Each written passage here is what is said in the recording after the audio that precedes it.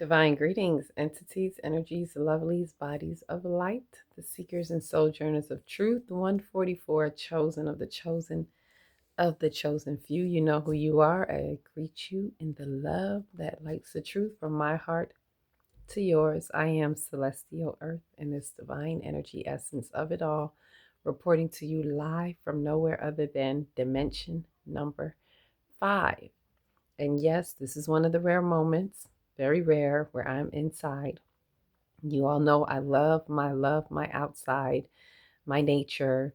However, I am time pushing, and the cold, as you all see, that is coming through. I know I live in Florida, so I'm not getting the bad, rough end of it, but this is cold for us.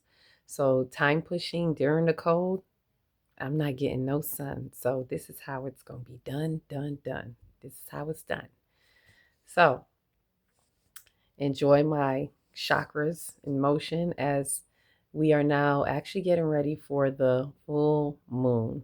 But this video is a reflection of the new moon, reflection part 2. I already finally posted the other video, so pardon me for the tardiness of it as I was still transitioning from Jamaica. You all know I'm not the most technically inclined, so it took a while for me to go through the phone, find the videos, and I believe I may have left out a video from the full moon, the last full moon. So I don't know. I'm thinking about putting that up. We'll see. I may do that, so look out for that.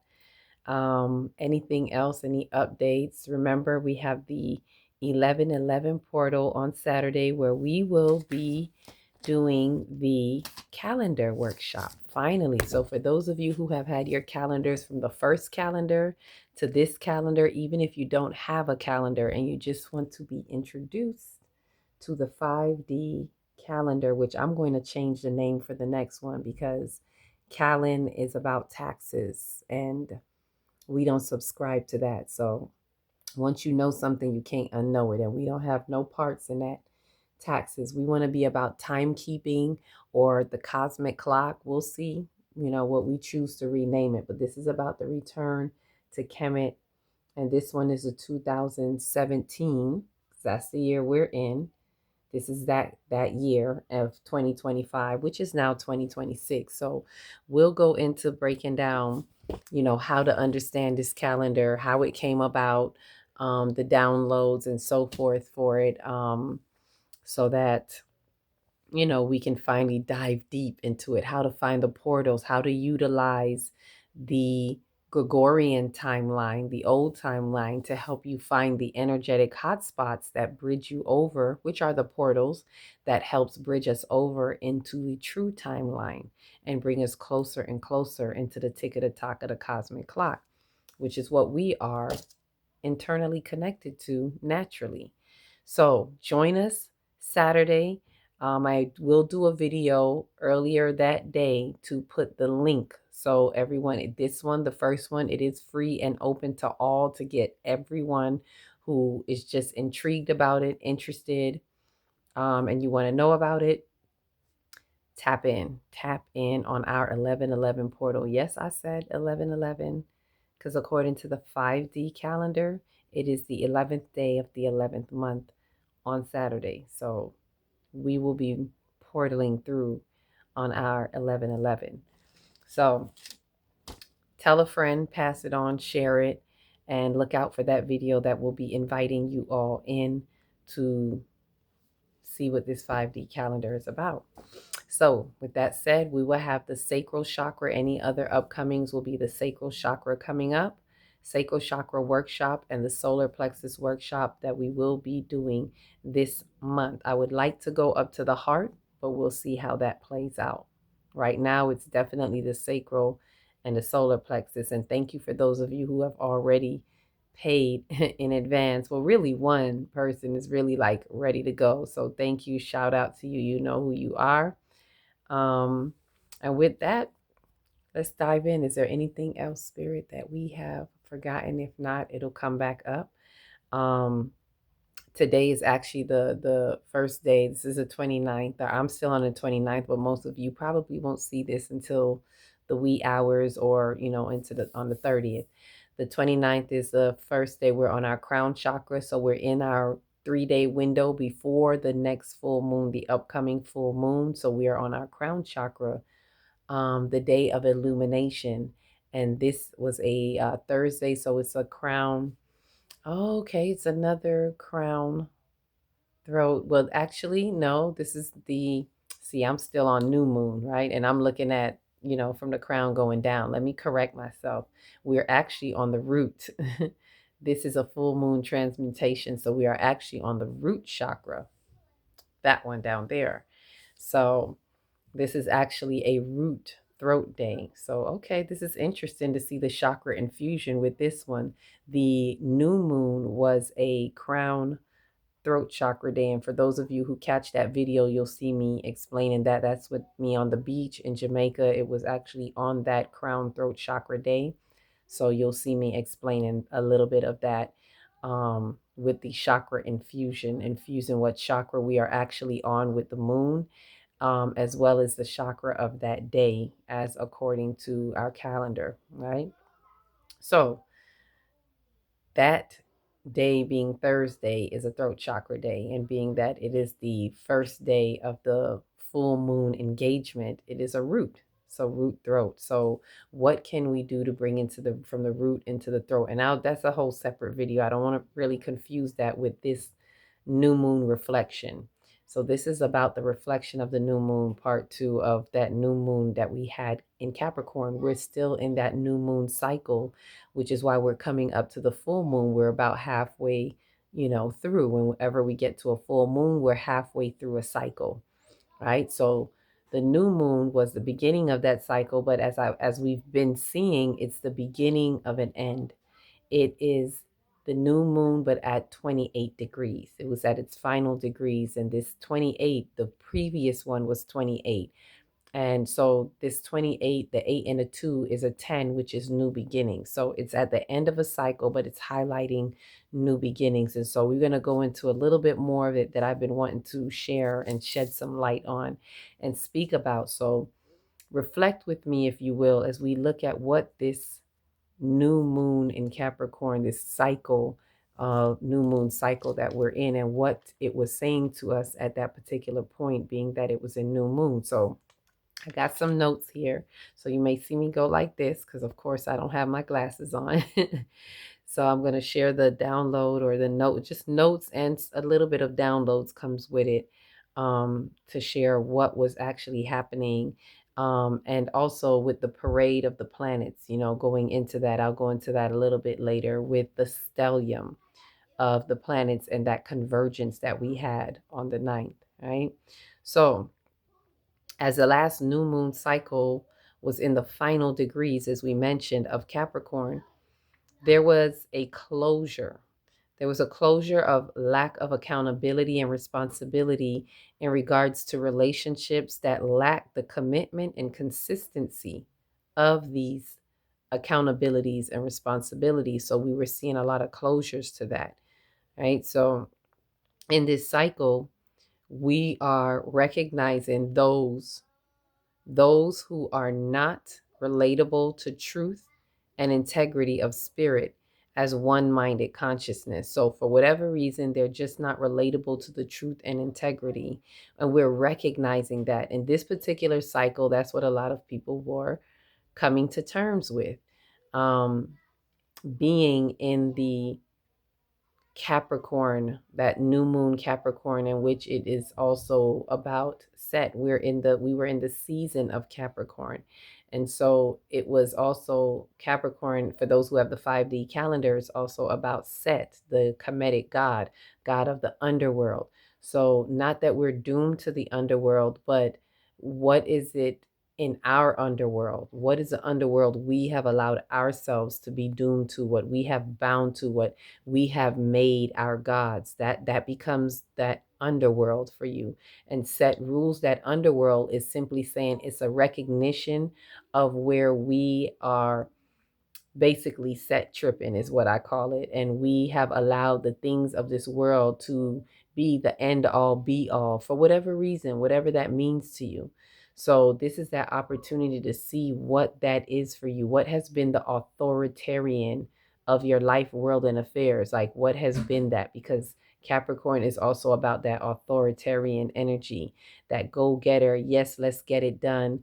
Sometimes by any means necessary. And so there's a balance to be had to that, right? So it's an opportunity to see how you are bonded to certain things in the earth, right? And it has to be, the balance is truth and integrity. That's what's going to pull you out of the underworld, of these material things, of things in the earth, of rulers, of what we want to rule in this earth, or what in this earth rules us, right? So we're recognizing those who are just not relatable for whatever reason. It could be you, it could be them, it could be us, it could be we, but we're definitely recognizing the differences, right? They cannot recognize the true collaboration in time of the Aquarian age.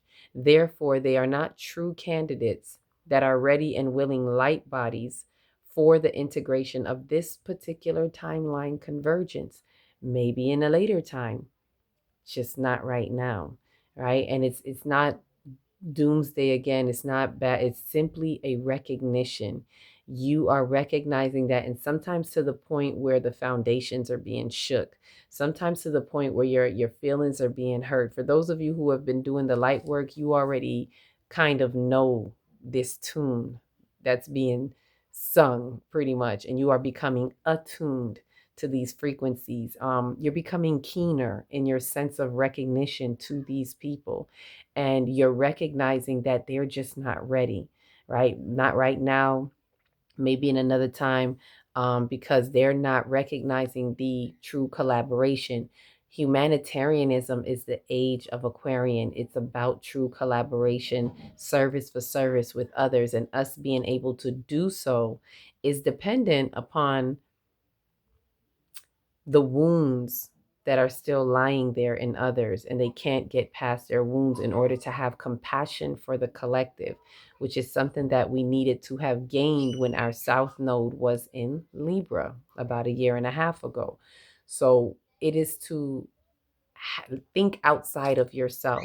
And so what we're realizing is that there are some that won't be able to recognize when the opportunity of true collaboration comes up, because they can't see beyond their wounds, for whatever reason. They may have just cause, but they can't see beyond that. And the thing is, with frequencies, they move with true vibrations of coherency and consistency. In order to have true integration, this has to happen.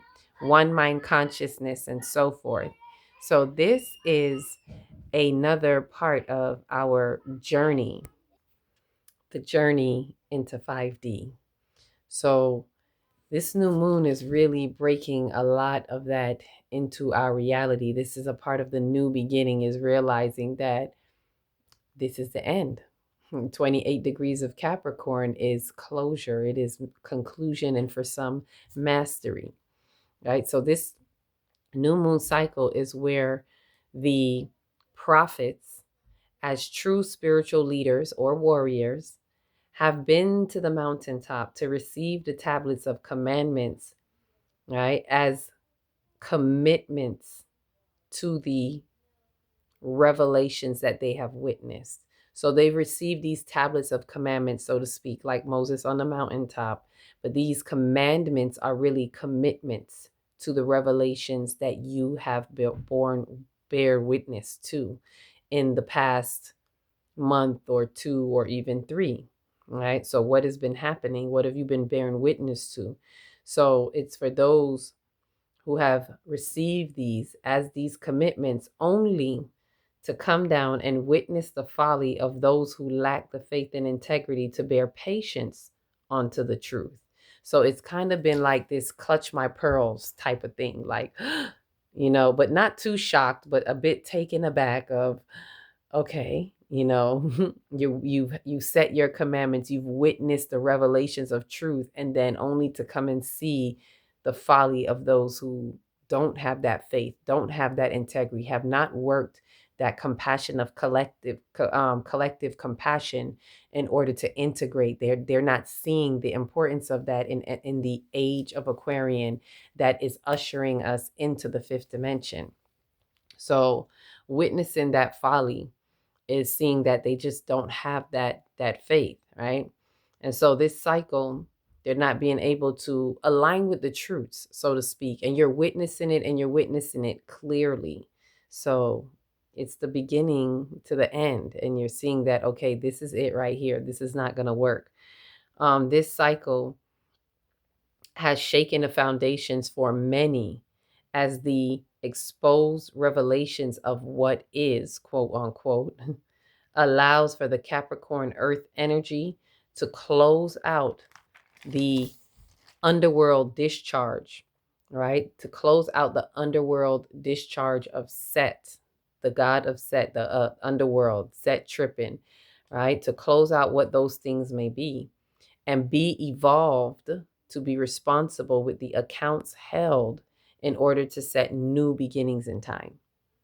So, what am I saying is that at this point in time, a lot of the foundations have been shook, right? And you're feeling it. You may be feeling like I said, clutch your pearls. How could you? But you're recognizing this because it is for the exposed revelations, right? The revelations you've been witnessing of what is, and you see that, okay, this is what it is, and it allows for this energy, this earth energy, to let you see what is truly in the earth, right? And see this whole underworld discharge taking place. Yes, I said discharge because that's what it is. It's a discharge where you see everything that has been dislodged and it's not making sense, but at the same time it is, because faithfully you have seen through the convergence. You have been paying attention to what has been going on. I'm speaking to those prophets, those true leaders, those who have been having the shadow working experiences, the dark night of the soul, but you have not allowed yourself to be drunk under these waters, but instead have walked on waters, which are Christ consciousness.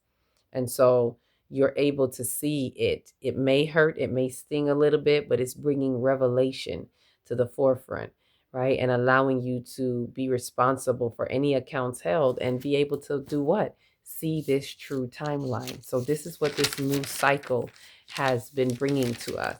Ashe? And so with that said, the Capricorn stellium. Let's get into the stellium, because there was a stellium. Right now, the planets have all kind of shifted. The stellium is moving into Aquarius as we're now in the Aquarius season. At that particular time, the stellium was with, this is with all the personal planets, and this was a part of the convergence, the alignment that was happening with these planets.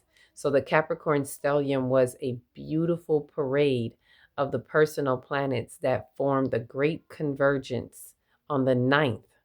For those of you who saw that video when I was outside in the beach, getting the message under the moon, under the sun, out at the same time. And this was a beautiful planetary alignment on the 9th of January, which was a cosmic alignment that signaled the integration point of the bifurcation bridge that has created visibility for the bridge within the split. So it's really the bifurcation that is happening, as I've been talking about, has been a split, but I've been calling it the bifurcation bridge because I've been recognizing it's really helping to bridge us together. It's the split that has to happen in order to bring us into a harmony and unification. Things have to fall apart in order for us to be in true harmony.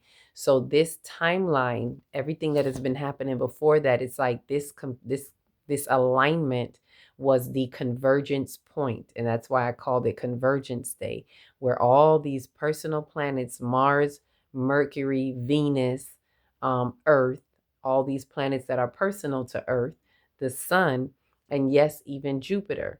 Jupiter being the next planet out from Mars, our personal planet. So it's very close to our personal planet. It is the expansion of us going deeper into the ethers, deeper into wisdom, as we are let's say, on a planetary evolution, for those who understand that astrological type of evolution. When we get past Mars, the next is Jupiter. And all of these planets were in Capricorn except Jupiter. It was still a perfect alignment with Jupiter because Jupiter was in Cancer. It's still in Cancer. But at that particular time, all of these planets were in Capricorn, while Jupiter was in Cancer, which is that direct opposite of Capricorn. So for those of you who know, those of you who understand a chart, you know it's completely, on the opposite end. It's on the same axis. It's on a 180-degree angle, direct opposition, right?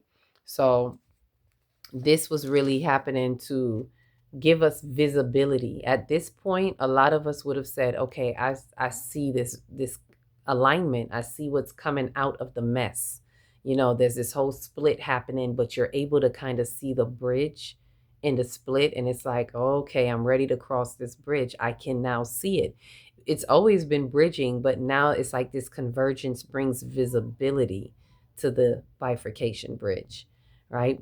In which the new moon highlights this visibility. So there was this on the 9th, and then after that, the new moon in Capricorn even highlights this visibility that much more, right? With all these planets and now the moon in Capricorn.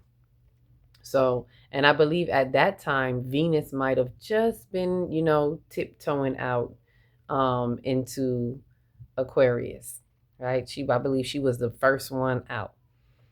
So now the personal planets, this is a transcendence, and I'm going to close out with this, but this is about the personal transcendence of the planets. Just to kind of see what was happening as it relates also to Third Eye Atlas, because it does. Mars led the way into Capricorn as also being the first close encounter with Third Eye Atlas to receive its upgrade. Remember, Third Eye Atlas was moving through and it's upgrading our entire solar system as it had its close encounters with each personal planet, including us, Earth, the sun. It was a personal upgrade. There was an exchange of cosmic information, right? Then Venus entered next, as also being the second close encounter with Third Eye Atlas to receive its upgrade. Finally, Mercury entered as being the third close encounter indirectly, right? Not directly, but indirectly with Third Eye Atlas via its close proximity to the sun at the time of luminary energetic exchange while receiving its upgrade or their upgrade, because Mercury was close to the sun and the sun was firing off when it was in close proximity. I believe this was at the end of November, about November 29th, somewhere around there, right? While it was on making its way to Earth, making my way downtown after firing off these fireworks with the sun. So the Earth had already entered into Capricorn, right, through its solar perspective during the winter solstice. So from the winter solstice, the sun had already been there. But really, as we know, that's the Earth with the solar perspective.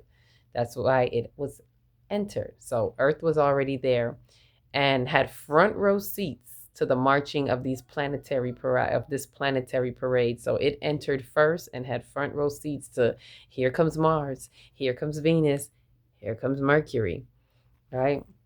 In which Earth was also the fourth close encounter with Third Eye Atlas to receive its upgrade, yet the first to enter Capricorn. So it was the fourth one to have an encounter with Third Eye Atlas, and then yet it was the first one to enter Capricorn. So like they say, the last shall be the first. Is that how it goes? The last shall be first, or the first shall be last. So that's how I see it. The last shall be first. All right, now Jupiter being on the opposite of this alignment in Cancer is the expansion of wisdom in this integration that is patiently awaiting the final close encounter with Third Eye Atlas to receive its upgrade in the March ecliptic finale the grand finale of time in this cosmic time clock. So this is how the stellium and the personal planets were doing their interactive dance as they were marching through. And so Mars was the first one in the same order, in that same order, passing as third eye atlas had passed each one, now entering into Aquarius, because while being in Capricorn, Venus and Mars had their conjunction. I believe that was after the convergence. Then Venus and Mars had their star point conjunction. There was an exchange there. This is the masculine and feminine energy personal planets for us. It represents something for us, for the planet of Earth as well. That is bringing what? Harmony, the matrimony of Venus and Mars as Venus passes on and continues on, which is why she entered into Aquarius first, because Venus moves faster than Mars. Then next into Aquarius would be Mercury.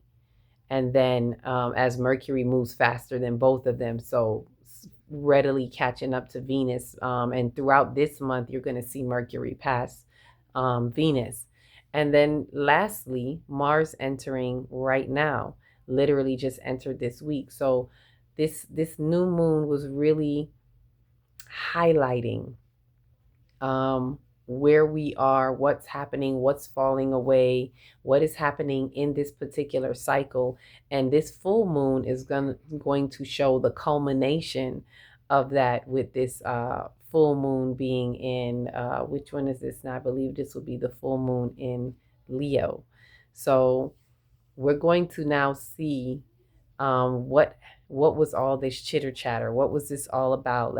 I'm hearing, let's give them something to talk about. You know, Leo ready to show out, that full moon in Leo. So this was an opportunity for us to recognize what has not been working anymore, what is not consistent, what is wishy-washy kind of, and not holding anybody up against it. It's just knowing that they're not ready for that collaboration. We're being seen, we're being allowed to see what is and what isn't, to make proper decisions, correct decisions in our spiritual maturation. So it was a very well needed cycle.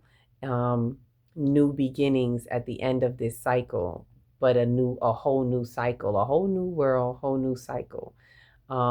With the final degrees that is closing out those old underworld discharges that no longer serve us. Ashe. So I'm going to leave that there. Please remember to like, subscribe, share, comment if you dare. And, I know I should say that at the beginning, but I'm closing out with that. And we'll see if we can get some sunshine. If I can get some sunshine anytime this week. So with that said, peace, love, and light to you all.